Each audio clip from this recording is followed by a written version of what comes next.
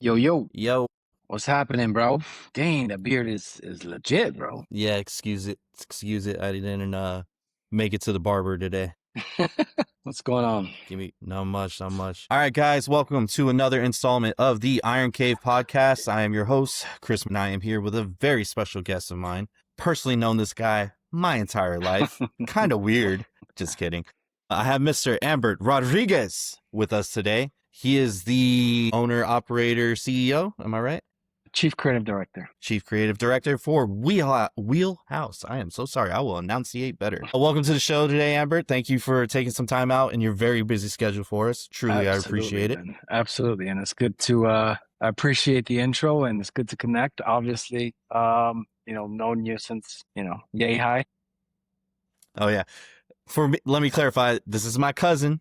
He's a good guy. Very good guy. Love it, man. Love what you're doing. Love seeing you in this beautiful life that you've made, man. I love going on social media and checking it out. You know, you with the family, you with your business, you with the cycling. Like, it's just really awesome to see. And I'm really glad that you found your calling and you're living life, man.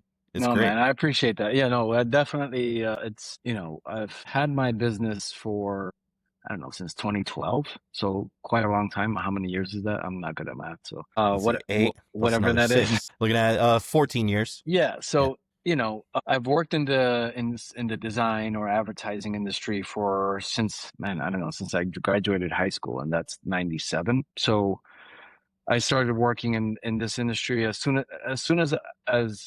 I graduated high school. I knew what I wanted to do. I wanted to get into design. And So almost 30 years experience. yeah, so whatever that is, that's yeah, almost 30 years.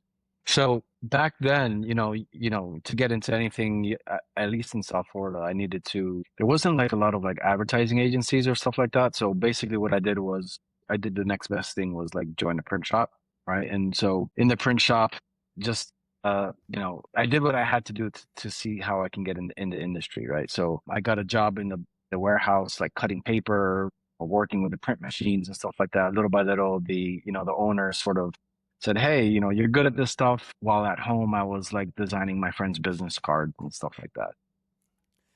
Was this after the warehouse with my dad where you and your brothers would bail to go play basketball? This was, this was, yes, man, good times. I used to love hearing that story. Yeah, dude. Yeah, there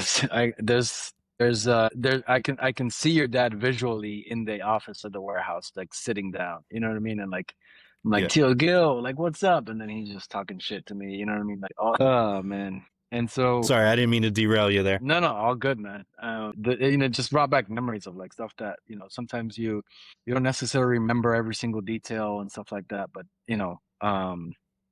those were good times, especially like because it was like family and like, you're working with your brothers, you're working with your uncle, you're working with your stepdad, you're working with, just it just became something that was super fun. I enjoyed like going to the warehouse and, working and talking shit all day. But no, I mean, just jumping back, and then from little by little, just working from print shops, you go to advertising agencies, you start learning the ins and outs of what design is, what advertising is, what's good design, what's bad design, what does well in advertising, what doesn't, what print design is. And then with every new sort of, innovation in design or in the industry, just learning things constantly. And I think that's what's kind of kept sort of in the industry for so long and not like being bored. You know what I mean? Right. So you worked your way from the warehouse into the office side of that business and then worked your way up from there. Yeah, Right. designing, getting into design, what design looked like, understanding like the print side of things. There's like a lot of designers that come into the industry that are only like digital designers that do not understand like the print side of design and like, are like specialist designers. And I would consider myself a more of a generalist and being able to like design for anything, right? So whether it's like a brand design or some kind of print design, some kind of book, some kind of poster, some kind of marketing campaign, you get designers nowadays that will just only like, no, I only design stuff for iPhones. You know what I mean? No, I only design stuff for websites. And so because I've had the privilege of just like getting in early, I've been, I've had the need to be able to evolve or else just, or not grow or be able to own my own business. So anyways, adapt, right? Yeah. yeah, So adapting for me was like a big would you thing. say you're more of a brand builder, or are you guys like, graphic design, we'll build your website, we'll build your logo, like Yeah, if you so can, like step by step, like if someone's listening right now, like how, what would you provide for them, I guess? yeah, I mean, as a company right now, what we do is, we're a brand strategy agency and a digital design studio, right? So um for example, we work with clients like, who Sean White is, right? Like the Yep. snowboarder.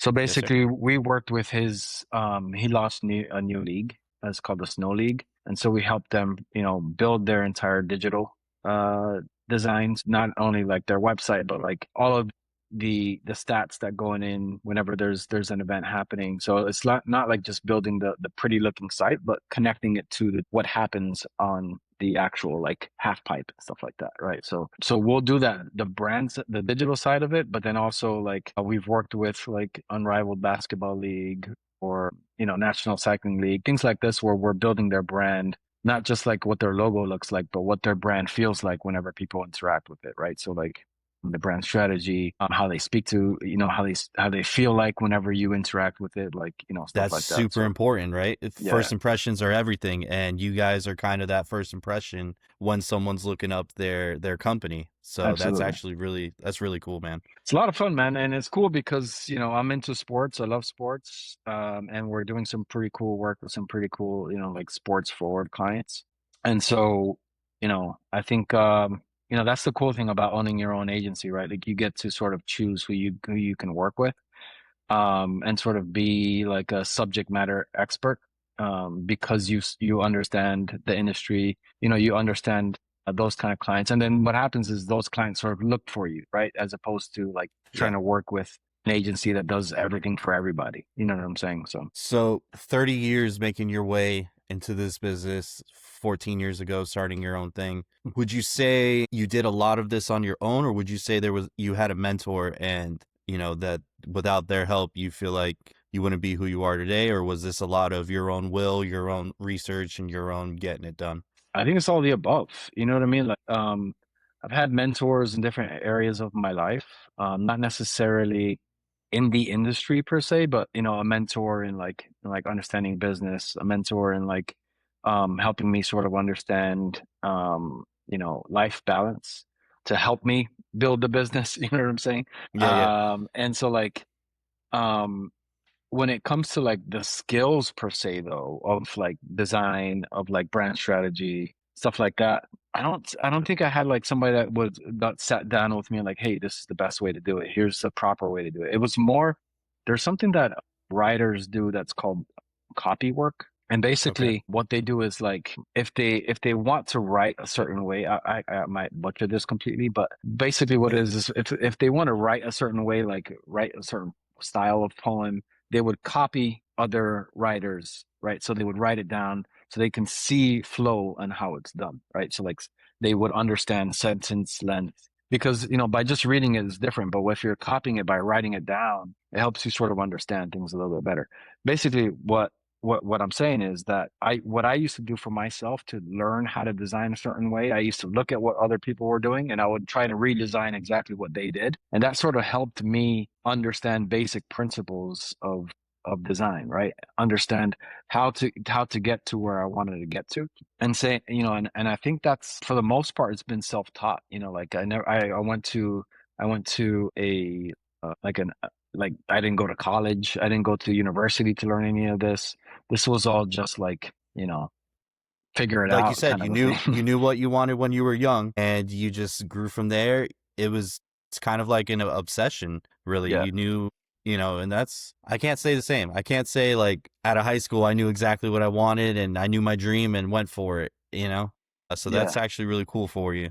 No, I signed up to Miami-Dade College. I went to Miami-Dade College. I walked into English class and I was like, this isn't for me. I bounced like the first semester and I was like, nope, not happening, because I knew exactly what I wanted. So I just went to like a tech school in Florida. I forget the name of it, College of Business and Technology, I think it was called. But this was like before websites were even a thing, right? So like Right. the Still teacher dial had up. no, yeah, the teacher had no idea what she was even teaching. She would get her book and she would just like read from the book and then just have us do exercise in class. And then, we had to figure it out. So basically, it was just like you're going to a class with a bunch of people just to figure things out. And obviously, what you learned then changed the next year. You know what I'm saying? So like we learned Flash. Flash no longer was something that worked on websites anymore. We had to change it all up. So no, it's fun. It's a fun industry to be in, and now especially with all like AI and like everybody saying designers are gonna be in this industry of the past and stuff like that, more of like the adapt or die kind of person. You know what I mean? So you gotta jump in head first and learn, figure it out, and then go from there. I think what when people say that and they mention AI and that type of aspect is like, sure, AI can do all this cool stuff and get it together, but it lacks heart. It Right. lacks a original creativity, and you 100%. can't recreate that from a human being. Yeah. Yeah. I 100% agree with that. I mean, I think lacks heart, lacks emotion, it lacks creativity. Like it'll copy something else. You know what I mean? Like there is no Right. originality from it. So, I mean, I more use it as like a sort of brainstorming tool. You know what I It's mean? a tool. It's exactly that, a tool. Yeah. And so, I mean, the same way Photoshop is a tool, the same way Illustrator is a tool, this is a new tool that I have in my arsenal that I can use to maybe either help me get to a point where I want to get to faster or just, help and broaden my abilities by, giving me different perspectives. So, but at the end of the day, it's like, like you said, it's just a tool that helps you get to where you want to get to a little bit faster. Awesome, awesome. Puerto Rican out of Miami, and then made your way up through Miami, working there in the grind. People from Miami, there's that misconception where everyone's a partier and this and that. There's a lot of hustlers in Miami, man. Yeah, There's a lot absolutely, of man. people that go out there and it's like, I'm gonna go make this bread, and they go do it. Yeah, I mean, I think if you move to Miami as an older person, then you're out there going to party. But I think if you're obviously I'm born and raised in Puerto Rico, but I moved to Miami when I was 13, left Miami. I'm still there a lot. I've lived in Miami for 33 years now. Well, in the South Florida area, so Hmm. Miami, Fort Lauderdale, and obviously right now I'm back and forth between Miami, or South Florida and Jamaica. But yeah, I mean, I think when we first moved to Miami or South Florida, there wasn't a lot of hustle and bustle. It was more known as like, the swindlers and people that will steal your money, you know what I mean? And like corrupt politicians and stuff like that. Right, right. But now because of like, I guess like the pandemic and COVID and all that, a lot of people moved to South Florida, a lot of businesses, a lot of people, moved their headquarter companies to South Florida. It's become like a really good tech haven for startups, for companies that that are want to have good weather year round and not have to worry about like New York or California weather or whatever, even though California is probably the same as Florida, but Right. maybe California taxes. Less humidity. Right. But yeah, I mean, I think now Miami is actually like becoming like a really good place for business, a place to raise families, stay there, find good work, find good pay. Obviously, like everybody everywhere else, there's always places where, there's shitholes. Yeah, But that's everywhere, man. I mean, I think there's like areas where I grew up, leaving high school or even just like college or like that time of life where you wouldn't drive through the neighborhoods. Right now, those neighborhoods are like, you know what I mean? Like the it places, like Wynwood right now Yeah. is just like the place to be. We have our office there too. So yeah, I mean, Miami's growing. It's been a really cool thing to see for sure. So that's awesome. Going back to what you said, right? You left Miami and now you're in Jamaica. How great is it for you and your family that you're able to work remotely? You're able to, because your wife's from Jamaica, correct? Right. That your wife's able to be with her family. Your daughter can grow up there. Like, how great is that? Where your job didn't take away family life, like a quality of family life. Yeah, and I think for me that was like going back to like starting my own business. That's one of the things that, was really important to me was like being able to spend quality time with my family. Working in advertising, you're working 16 hours, 17-hour days. You're there at 6 o'clock in the morning, you're not leaving till like, 9, 10 o'clock at night, whether it's like pitching, doing campaigns and stuff like that. And that really put a sour taste in my mouth, and that's why I wanted to start my own agency. I think growing up and having our parents work all the time too was just something that probably stuck with you. I know I feel that way where it's like I really want to spend time with my daughter. I don't want to be I can't and I'm stuck at the office, you know? Present dads are you know are the new trend, right? Like, and I think that's kind of that's something that we did. I mean, I don't know about you, but I know I didn't have growing up, and I think that's something I want to offer my daughter. And yeah, I mean, just going back to the whole moving to Jamaica. Yeah, we had the opportunity of like our team is all remote. You know what I mean? We do have an office in Miami, but for the most part, we really only used it whenever there was like a big kickoff for a client, or we were doing, some kind of like team building exercise or something like that. And so, we said, our daughter's 8 now. It'd be great for her to experience Jamaica the way my wife did growing up here. The culture, people being, close to your cousins, being close to, family. And, we said, why don't we just try it and see what happens, right? And so, yeah, we've lived here last month, made a year now. It's been a lot of fun. I mean, we live in the city of Kingston, we're at the beach all the time. That's She awesome. has her cousins that just like are here pretty much every day, and she's just like, living her life and loving every single second of it. And I think that's the most important thing for us. My wife is close to her sister. Her sister's here, and I think, there was obviously a point in time where, that wasn't. And I think for like maybe 4 or 5 years, her sister wasn't living in South Florida, so obviously that's something that she missed. Hmm. And for me, it's cool to see, the growth of our daughter just sort of, um, becoming, growing up, even just in this last year, just seeing, the changes of just like being around family members and stuff like that. And That's um, awesome. I think it's really cool. And, I think it's good for her to see different cultures. I think you're growing up in the US and you just like that's all you see. I think it becomes a little bit I think for a child to be able to see and understand how different cultures interact with each other, just seeing different races, seeing different It's a languages, little it just stagnant in the US, right? It's a little like, you don't really see it. But I mean, for South Florida though, I mean, you have a lot of different cultures and stuff in South Florida, so I mean, you do kind of see it, but not as much as you would right. be, living on the island. I mean, the same could be said for Puerto Rico, right? That's awesome. And yeah, like and that's a good point too that I always felt, you could be the smartest person in the world, right?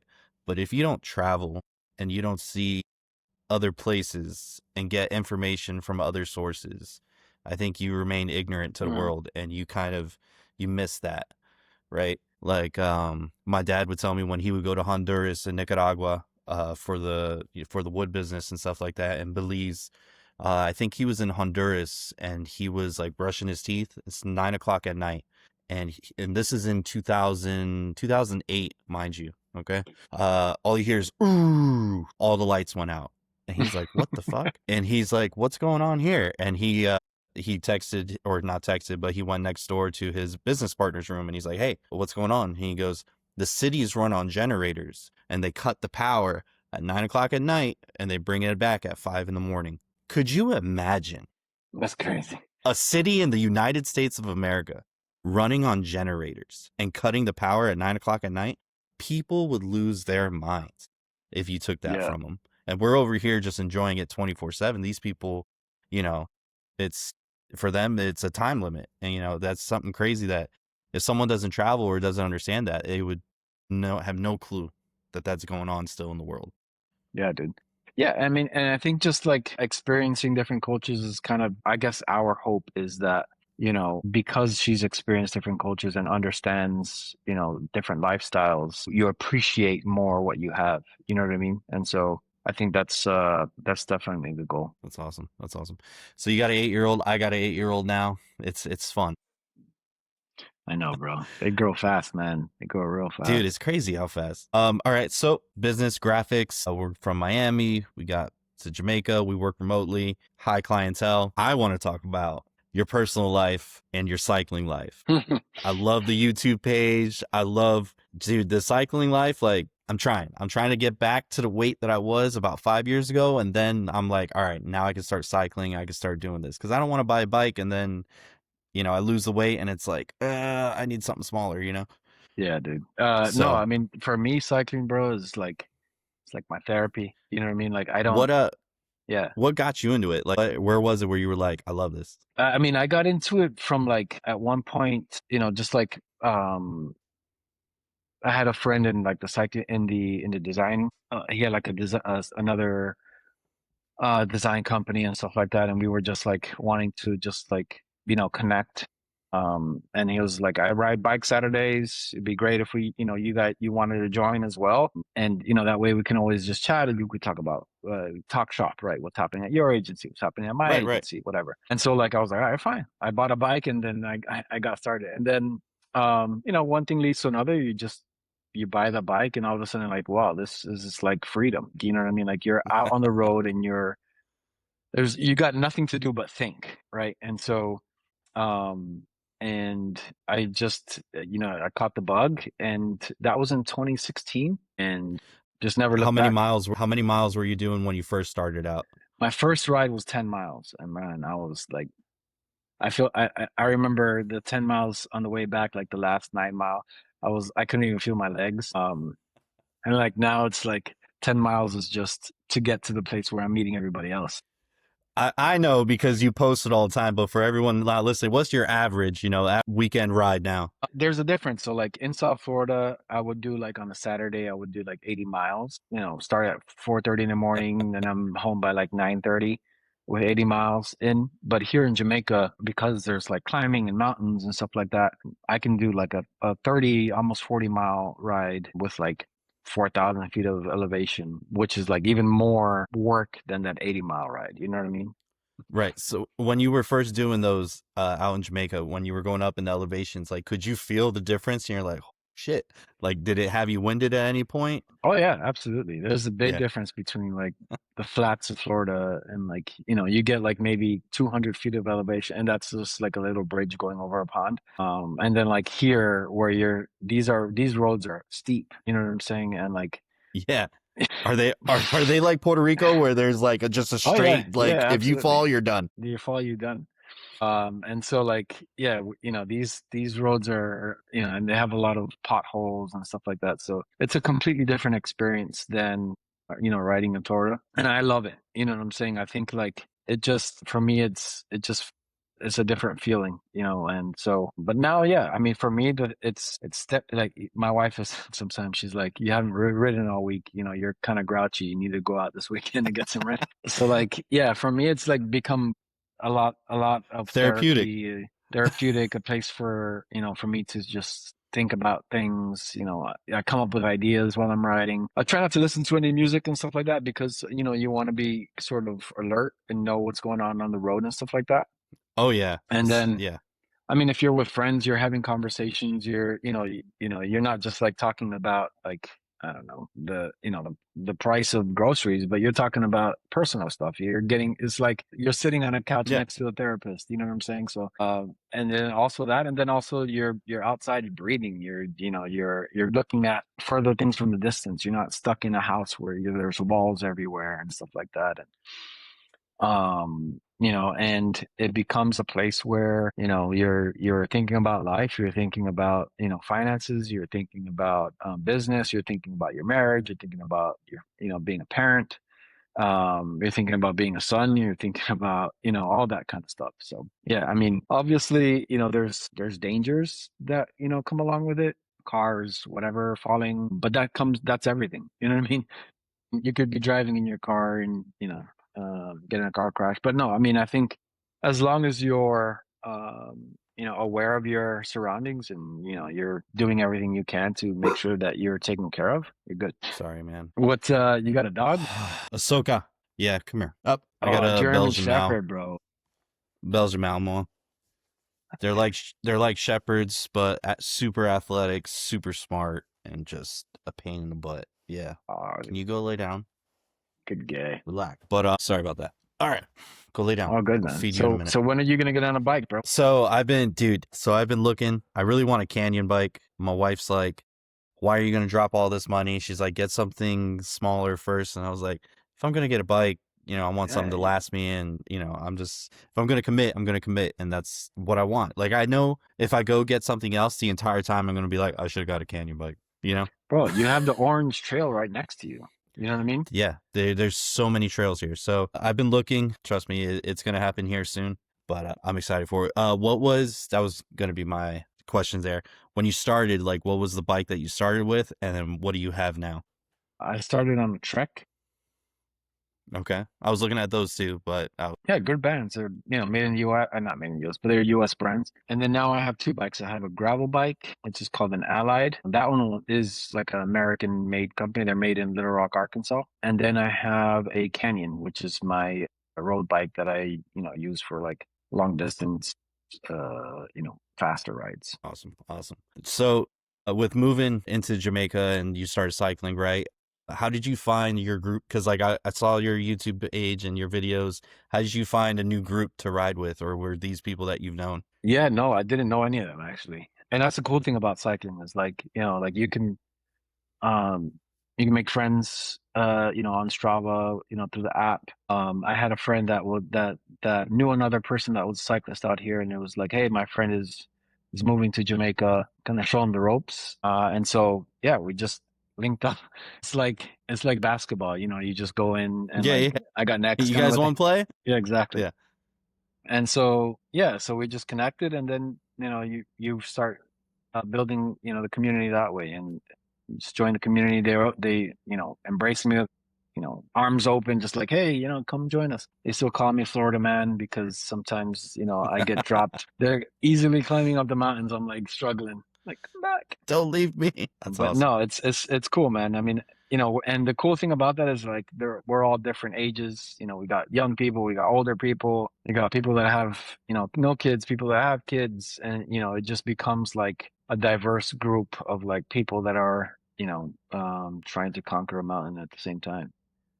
That's awesome. That's awesome. So, say if a regular person, like say a realtor or somebody that has their own electrical business or solar panel business or something like that, and they wanted to scale their company in a way, is that someone like that? Could they reach out to you and try and get their business a little bit better, or would you say your clientele is a little different? Yeah, no, I mean, I think, like I said, we do work with a lot of sports companies. We also work with like, we've worked with boutique construction companies in the past. There's a company called FNS Contracting based out of New York. They build like a boutique construction company that builds like really high-end homes and stuff like that. We've done, their entire brand, their entire website, entire like digital strategy and stuff like that and helped them out. So yeah, absolutely. I mean, I think at the end of the day, it's more about like, about the age company that wants to work with us. Like, would they be cool going through our process, cool going through, the things that we offer as like solutions? Very nice. Very nice. Yeah, bro. So I know you said you didn't really have a mentor going into this, and it was kind of you just figuring out the ropes and doing your thing. But would you say there is like I don't know, a business entrepreneur that you're just like, I want to be like that person? Or is there someone that you're kind of not, I wouldn't say idolize, but I would say like, this is a mentality I want to be at? Or is there like a motivational speaker or somebody like that that just really speaks to you and you can't help but just listen to every word and try and absorb as much as you can? Yeah, I don't know. I think for me, it's more about like books and like snippets of like people's sort of trajectory in life. Like I would always recommend like books like Creativity Inc., which is Ed Catmull, which is a guy that the founder of Pixar. You know what I mean? I think that's a great book. Not just like on the creative side, but like how to build teams, how to start a company, how to be creative at the same time, how to run a company but still be creative. I think that's a great book. I think there's books like Shoe Dog, which is one of my favorite books, which is, Phil Knight, which is a guy that founded Nike. And this is I might check that. I'll have to check that one out.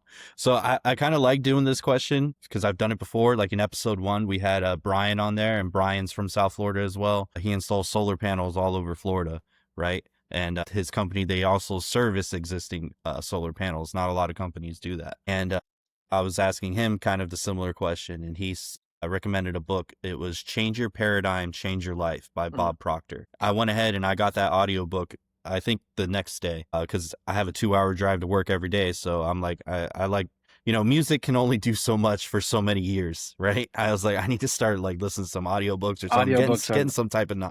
audiobook, is like the secret weapon for sure. Oh yeah. This year for my New Year's like resolution type thing, right?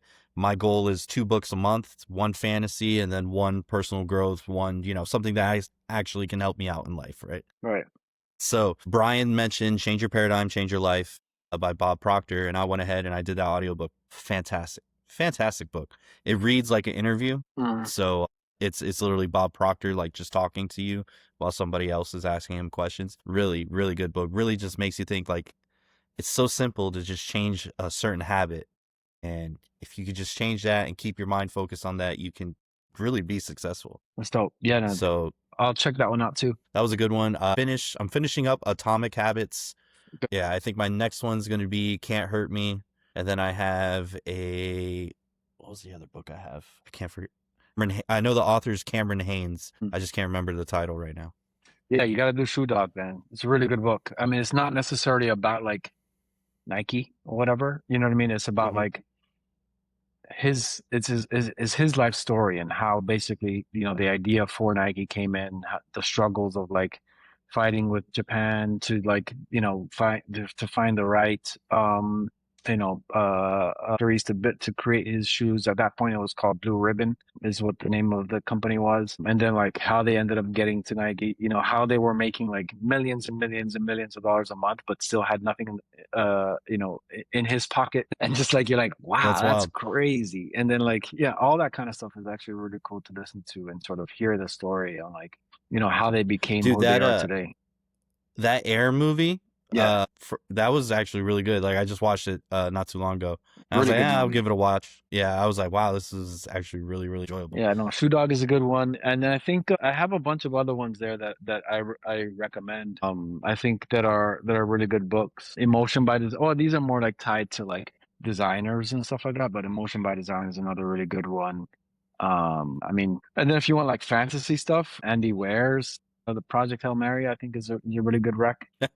They made the movie is really good too, so they did a good Yeah, job. I think we were gonna check that out tomorrow to try and But watch the that. audiobook, I would get the audiobook first and then listen to that and then watch the movie. Is it the same author that did The Martian? Same.